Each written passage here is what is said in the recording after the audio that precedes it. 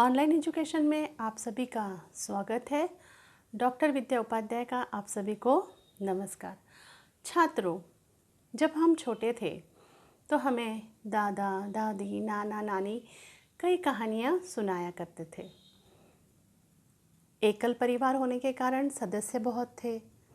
रात को सोते समय न मोबाइल होता था, न टीवी था, न लैपटॉप था, न टैब था।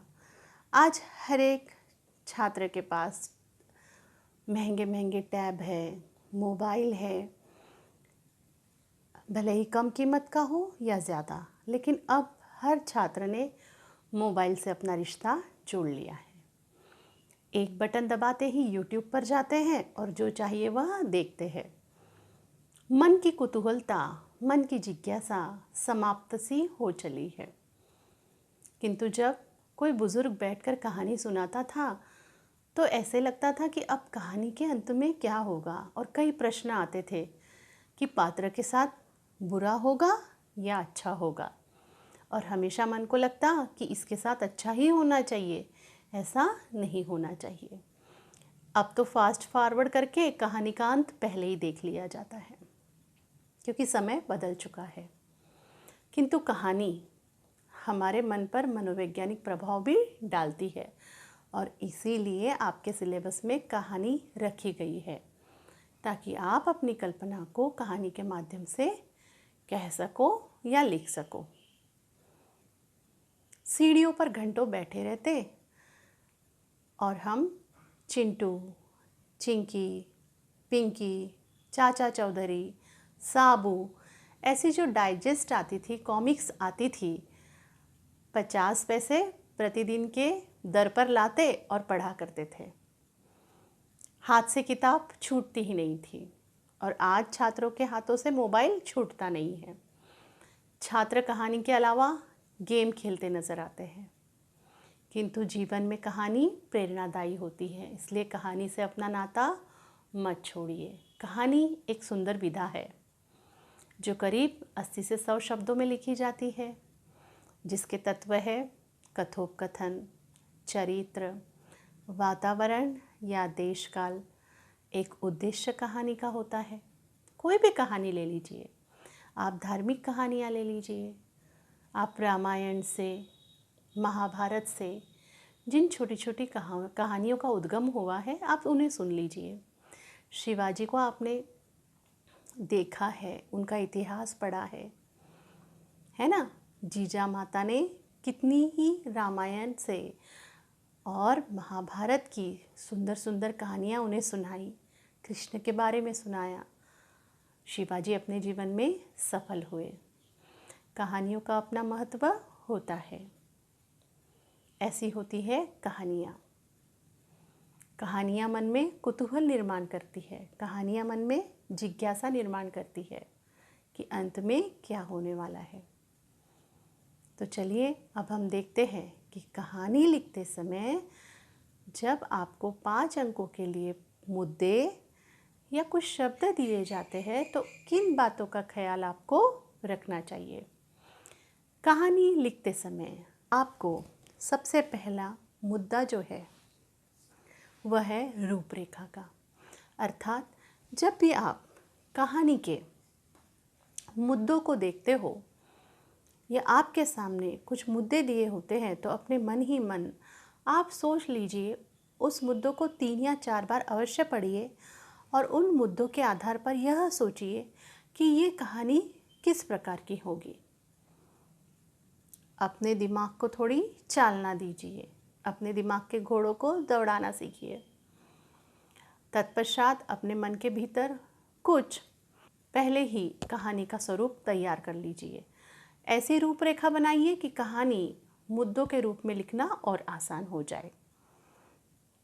दूसरी जो कहानी में ध्यान देने वाली बात है वह है कहानी का वर्णन। कहानी का वर्णन करते समय आपको स्थान, देशकाल, साथ ही कहानी में इतनी सजीवता लानी होती है कि आपके सामने प्रकृति का जो भी दृश्य है वह सजीव नज़र आना चाहिए। आप उस स्थान का उल्लेख कीजिए, आप वहाँ के वातावरण का उल्लेख कीजिए, वर्णन अत्यंत सुंदर ढंग से कीजिए, तभी कहानी रोचक लगती है, अन्यथा उबाऊ हो जाती है। कहानी का तीसरा मुद्दा जो है, कहानी में तीसरे मुद्दे पर ध्यान देने योग्य बात होती है, वह है वार्तालाप या संवाद।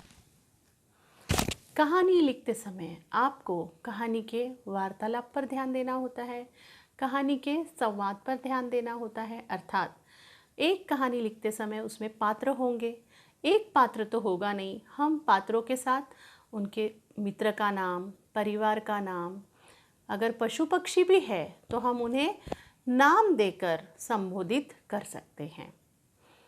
और ऐसे ही 2-3 पात्र होते हैं या अनेक पात्र होते हैं, वो आपस में संवाद करते हैं और वार्तालाप करते हैं। आपका संवाद बहुत बड़ा नहीं हो के वार्तालाप छोटा होना चाहिए, अर्थात आपका जो मुद्दा है वह बहुत बड़ा नहीं होना चाहिए, संवाद छोटे और स्वाभाविक लगने चाहिए और रोचक भी लगने चाहिए।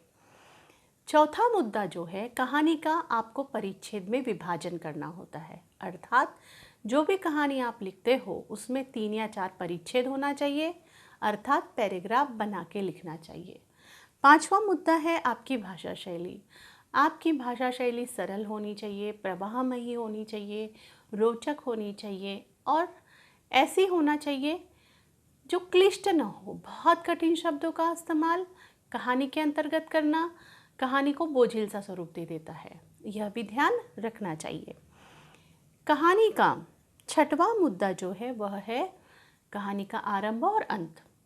कहानी का आरंभ पात्र के नाम से, स्थान के नाम से कीजिए और अंत में सीख या उद्देश्य होना चाहिए, जिससे कहानी शुरू के बाद में अंत में हमें सीख देती हुई नज़र आए।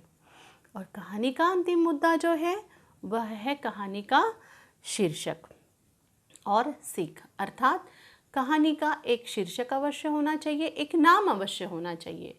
जैसे आप कोई उपन्यास पढ़ते हो उसका भी नाम होता है, ठीक उसी प्रकार कोई भी कहानी बिना नाम के नहीं होती है ना। आप सभी को कोई ना कोई नाम देते हो, अर्थात एक कहानी जब आप पढ़ते हो तो उसे भी अपने विचारों के अनुसार नाम दी। और सीख, एक कहानी से कुछ न कुछ हमें सीखने अवश्य मिलता है, वह सीख आपको कहानी के अंत में देनी है। तो यह तो हुए कहानी के मुद्दे।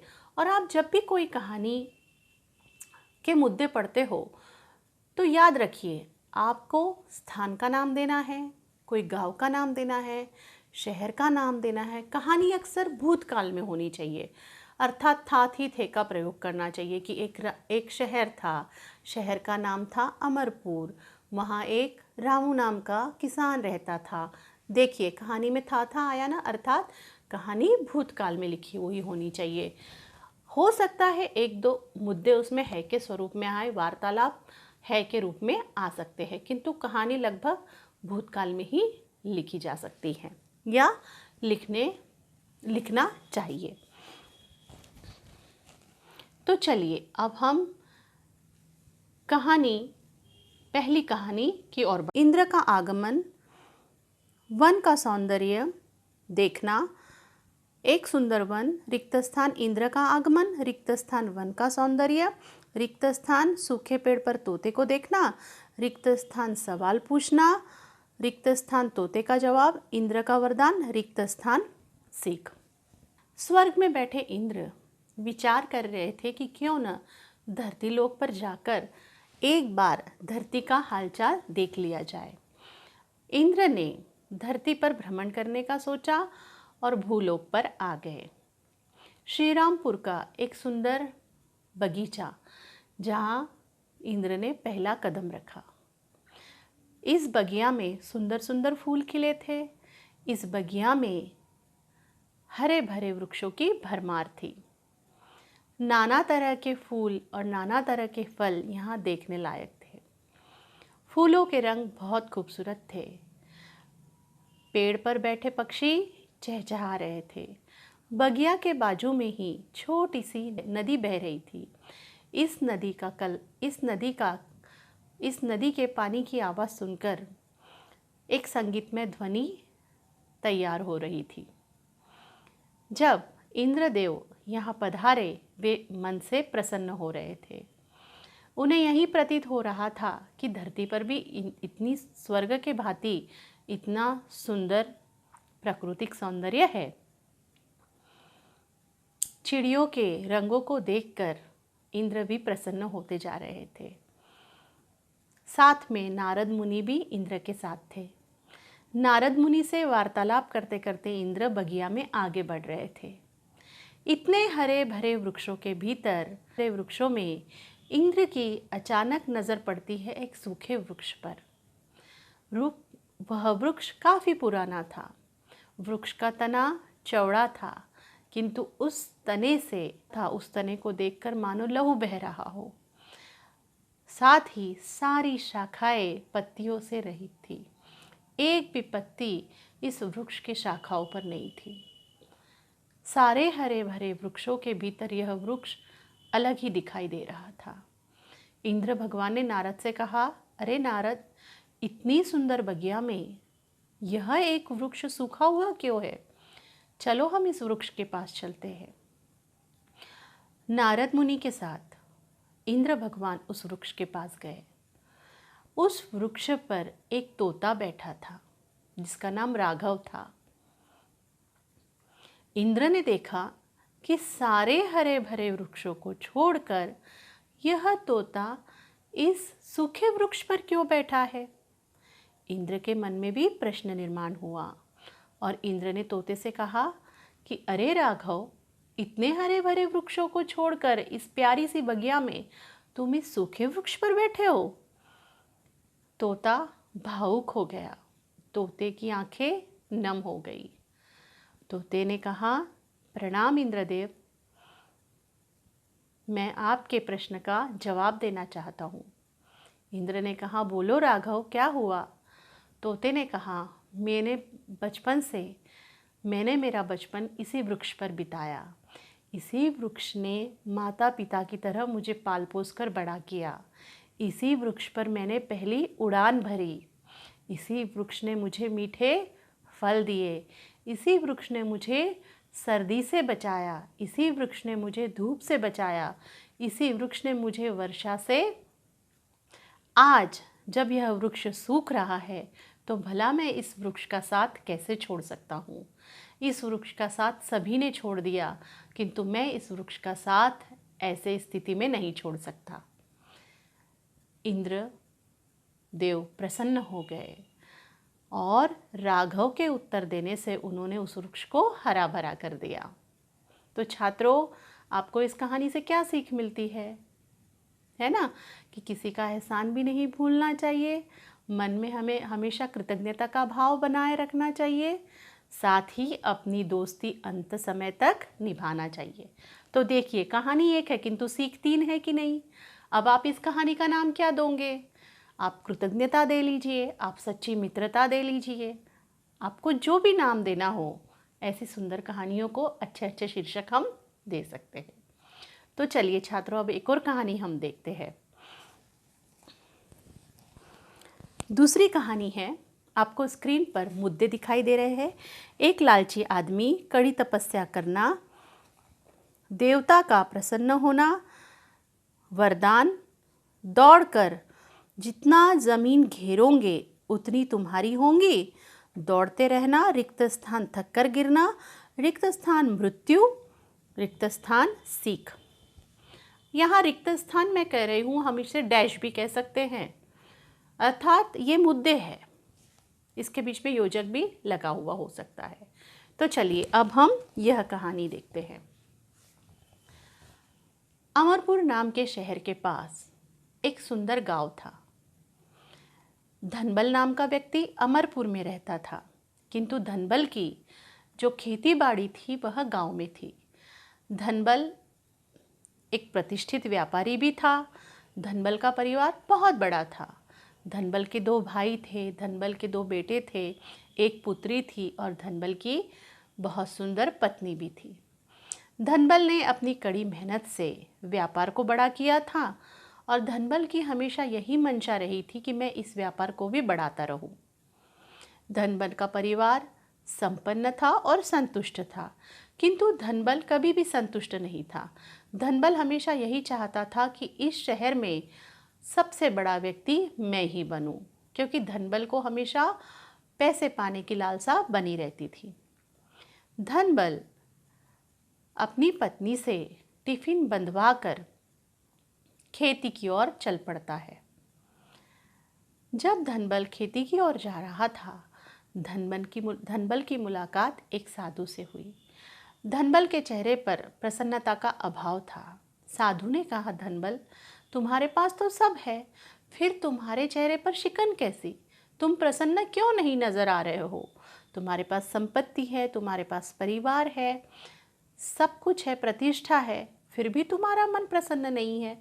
धनबल ने कहा, हे गुरुदेव, मैं इस शहर का सबसे प्रतिष्ठित व्यक्ति होना चाहता हूँ और मैं चाहता हूँ कि मेरी खेती बाड़ी की ज़मीन इतनी बढ़ जाए कि उतनी ज़मीन किसी के पास ना हो। साधु ने धनबल के मन को पढ़ लिया था। उन्होंने कहा कि ठीक है धनबल, एक मंत्र मैं तुम्हें देता हूँ, तुम जब इस मंत्र का जाप करोगे तो भगवान अवश्य प्रसन्न होंगे और हो सकता है तुम्हारे प्रश्न का निराकरण कर दे या तुम्हारी मंशा पूरी कर दे। धनबल ने अपने मन से उस मंत्र का जाप किया, लगातार मंत्र को पढ़ता रहा। भगवान खुश हुए और धनबल के सामने आकर प्रकट हो गए। धनबल से भगवान ने कहा कि अरे धनबल, कहो इतनी कठोर तपस्या क्यों कर रहे हो, क्या चाहिए तुम्हें? धनबल ने कहा, हे प्रभु, मेरी इच्छा है कि मेरी धरती या मेरा खेत जो है, मेरी खेत की भूमि इतनी हो जाए कि इतनी भूमि और किसी अन्य व्यक्ति के पास ना रहे। भगवान ने तथास्तु कहा और धनबल से कहा कि धनबल, सुबह से लेकर सूर्यास्त होने तक तुम जितना भी दौड़ोगे, तुम्हारे पैर जहाँ जहाँ पड़ेंगे, तुम्हारे कदम जितने ज़मीन पर पड़ेंगे, वह ज़मीन तुम्हारी होती चली जाएगी। जितना भाग सकते हो सूर्यास्त तक भाग लो और ज़मीन तुम्हारी होगी। धनबल बहुत प्रसन्न हुआ। धनबल को लगा जैसे मानो उसकी जो मंशा है वह पूरी हो गई, उसे सब कुछ मिल गया। धनबल ने आओ देखा न ताओ और दौड़ना शुरू कर दिया। धनबल सुबह से लेकर शाम तक दौड़ता रहा। सारे गांव के लोग धनबल को देख रहे थे कि धनबल इतनी दौड़ क्यों लगा रहा है, आगे आगे दौड़ता क्यों जा रहा है। धनबल दौड़ता गया। रामू काका धनबल को आवाज़ दे रहे थे कि अरे धनबल, रुक जाओ, तुम सुबह से लगातार प्यासे दौड़ रहे हो। लेकिन धनबल ने एक न सुनी। धनबल तो ज़मीन बढ़ाने के लिए भागे जा रहा था। अब सूर्य की रोशनी धीमी पड़ रही थी क्योंकि सूर्यास्त होने वाला था और धीरे धीरे सूर्य अस्त होने का समय आ रहा था। सूर्य अस्त होने के साथ साथ धनबल की हृदय गति भी धीमी पड़ती जा रही थी। धनबल हाँफ रहा था। धनबल अचानक धड़ाम से गिर पड़ा और धनबल की हृदय गति अब मंद हो चली थी। सारे गांव वाले धनबल के आसपास इकट्ठे हो गए थे। रामू काका ने धनबल को पानी पिलाया। पानी पीते ही धनबल ने प्राण छोड़ दिए। धनबल की ज़मीन तो हो गई थी, किंतु अब उस ज़मीन को देखने के लिए धनबल नहीं रह गया था। तो छात्रों, आपको इस कहानी से क्या सीख मिलती है? क्या सीख मिलती है? क्या धनबल का ज़मीन के लिए लगातार भागना ठीक था? क्या धनबल का पैसों के लिए भागना ठीक था? क्या धनबल की मंशा ठीक थी?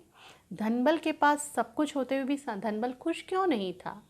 क्योंकि धनबल के मन में लालच था। धनबल के मन में लालसा उत्पन्न हो गई थी। अर्थात लालच बुरा होता है, लालच बुरी बला होती है, ऐसी आप सीख लिख सकते हो। और आप इस कहानी को लालच नाम दे दीजिए। लालच का फल बुरा होता है दे दीजिए। या लालची धनबल भी कह लीजिए, है ना। हमने 3 शीर्षक देख लिए। तो इस प्रकार आपकी दूसरी कहानी समाप्त हुई। तो चलिए अब हम तीसरी कहानी की ओर बढ़ते हैं। आपको स्क्रीन पर तीसरी कहानी के मुद्दे दिखाए जा रहे हैं। बारहसिंगा का पानी पीने जाना, डैश पानी में अपनी छाया देखना, डैश सुंदर सींगों पर अभिमान, डैश पतले पैरों पर दुख, डैश शिकारी का आना, डैश बारहसिंगे का भागना, डैश झाड़ों में सींगों का फंसना और परिणाम। तो छात्रों, यह जो कहानी है यह प्राणियों और पशु से संबंधित है, अर्थात यहाँ हम बारहसिंगे को मुख्य पात्र बना रहे हैं। तो जब हम बारहसिंगे को मुख्य पात्र बनाते हैं तो हमें नाम भी देना चाहिए। तो हम कहानी का आरंभ कैसे करेंगे? देखिए, राजस्थान भारत का सुंदर राज्य, जहाँ रणथंभौर नाम का सुंदर अभयारण्य है, जिसे हम राष्ट्रीय पार्क कहते हैं, जहाँ विदेशी पर्यटक भी सुंदर शेरों को देखने के लिए आते हैं। ऐसे ही रणथंभौर के इस वन में एक बारहसिंगे का समूह था। इस समूह में करीब 15 से 16 बारहसिंगे थे। इस वन में सुंदर सुंदर पक्षी और सुंदर बहुत ही खूबसूरत प्राणी भी थे। कई तरह के पशु इस वन में देखे जा सकते थे। वन बहुत खूबसूरत था। वन में अलग अलग मगरमच्छ थे, अलग अलग शेर थे, हाथी का झुंड था। साथ ही हमेशा पेड़ों पर बंदर उछाली मारते हुए नजर आते थे। रणथंभौर में एक सुंदर किला भी था, जहाँ से रणथंभौर के वन की शोभा देखी जा सकती थी और किले पर चढ़कर सुंदर से सुंदर शेर के दर्शन भी किए जा सकते थे। इस वन में सभी प्राणी स्वतंत्र होकर विचरण करते थे। ऐसे ही बारहसिंगे का समूह भी था, जिसमें मोनू नाम का एक सुंदर बारहसिंगा था, जिसके सींग बहुत खूबसूरत थे। हमेशा मोनू के दोस्त कहते थे कि मोनू तुम्हारे सींग कितने खूबसूरत है, और मोनू को अपने सींगों पर नाज भी था। एक दिन बारहसिंगों का समूह पानी पीने गया। पानी पीते समय मोनू का ध्यान अपने सींगों पर गया और अपने पैरों पर गया। मोनू की टांगें पतली थीं और मोनू के सींग भूरे रंग के बहुत ही घुमावदार और सुंदर थे। मोनू अपने दोस्तों को हमेशा कहा करता था कि मेरे जैसे सींग किसी के भी नहीं हैं। सभी बारहसिंगे पानी पीकर धीरे धीरे लौटने लगे। मोनू अपने सींगों को देखकर गुमान कर रहा था। ऐसे ही सोचते सोचते अचानक मोनू को झाड़ियों की आवाज़ आई। मोनू का ध्यान झाड़ियों की ओर गया। मोनू ने देखा कि एक शिकारी मोनू पर ताक लगाकर बैठा है। मोनू डर गया। अब मोनू भागने लगा, क्योंकि मोनू की जान अब खतरे में आ गई थी। मोनू के दिमाग से अब सींगों का जो गुरूर था, जो गुमान था, वह निकल चुका था, क्योंकि मोनू को अब जान बचाकर भागना था। मोनू यह सोच ही रहा था कि उसके पैर पतले हैं और इतने सुंदर सींग है, तो मेरे पैर इतने भरे हुए क्यों नहीं हैं। इसी बीच मोनू भागने लगा। भागते भागते मोनू के सुंदर सींग झाड़ियों में फंस गए। सभी छोटी छोटी झाड़ियाँ मोनू के घुमावदार सींगों में फंस गई। मोनू निकलने के लिए तड़पड़ा रहा था और शिकारी मोनू के करीब आ रहा था। मोनू को बहुत बुरा लग रहा था कि आज इन सींगों के कारण मेरी जान पर बन आई है। मोनू ने जैसे तैसे इन सींगों से झाड़ियों को निकाला और बाल बाल बचकर अपने पिताजी के पास गया। और मोनू ज़ोर ज़ोर से रोने लगा। कहा कि पिताजी, जिस सींगों पर मैं गर्व करता था, आज उन्हीं सींगों ने मेरे प्राण संकट में डाल दिए थे। पिताजी ने कहा कि मोनू, कुछ समझ में आया? मोनू ने हाँ कहा। तो छात्रों, आपको इस कहानी से क्या समझ आया? कि आपको किसी भी चीज़ पर घमंड नहीं करना चाहिए, आपको सुंदरता पर घमंड नहीं करना चाहिए। अब आप इस कहानी का नाम घमंडी दे सकते हो, घमंड दे सकते हो, या घमंडी मोनू भी दे सकते हो। तो है ना सुंदर कहानी। तो चलिए आगे हम एक और कहानी देख लेते हैं।